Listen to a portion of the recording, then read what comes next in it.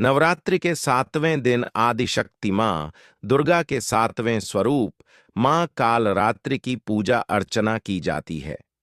पौराणिक कथाओं के अनुसार देवी के इस रूप की आराधना करने से दुष्टों का नाश होता है।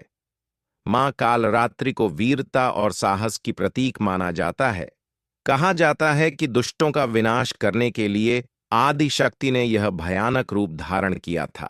भक्तों के लिए माँ कालरात्रि सदैव शुभ फल देने वाली देवी हैं, इसी कारण उन्हें शुभंकरी भी कहा जाता है। ऐसी मान्यता है कि माँ कालरात्रि की कृपा से भक्त सभी प्रकार के भय, अग्नि, जल, शत्रु, रात्रि या आधि से मुक्त हो जाता है।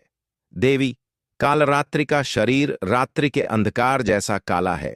उनके गले में विद्युत की माला है और बाल बिखरे हुए हैं। मां के 4 हाथ हैं, एक हाथ में गंडासा, दूसरे में वज्र, तीसरा हाथ वर मुद्रा में और चौथा अभय मुद्रा में है। उनका वाहन गर्दभ गधा है, जो उनके तप और त्याग का प्रतीक माना जाता है। कहा जाता है कि जब दैत्य शुंभ, निशुंभ और रक्तबीज ने तीनों लोकों में आतंक मचा रखा था, तब सभी देवता भयभीत होकर भगवान शिव के पास पहुंचे और उनसे रक्षा की प्रार्थना की। तब भगवान शिव ने माता पार्वती से राक्षसों का वध कर भक्तों की रक्षा करने को कहा। शिवजी की आज्ञा मानकर माता पार्वती ने दुर्गा का रूप धारण किया और शुंभ निशुंभ का संहार कर दिया।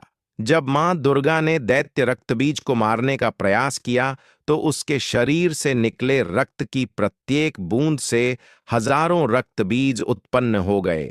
यह देखकर मां दुर्गा ने अपने तेज से मां कालरात्रि को उत्पन्न किया। जब दुर्गा ने रक्तबीज को मारा, तब उसके शरीर से बहता रक्त मां कालरात्रि ने अपने मुख में भर लिया, ताकि वह धरती पर गिरकर और दैत्य उत्पन्न न करे। इस प्रकार मां दुर्गा ने रक्तबीज का भी वध कर ब्रह्मांड को दुष्टों से मुक्त कर दिया। मां कालरात्रि की उपासना से सभी सिद्धियों के द्वार खुल जाते हैं और असुरी शक्तियां उनके नाम मात्र से भयभीत होकर दूर भाग जाती हैं। भूत प्रेत दानव और राक्षस उनके स्मरण से ही नष्ट हो जाते हैं। मां कालरात्रि गृह बाधाओं को दूर करती हैं और अपने भक्तों को हर प्रकार के भय से मुक्ति प्रदान करती हैं। जय मां कालरात्रि।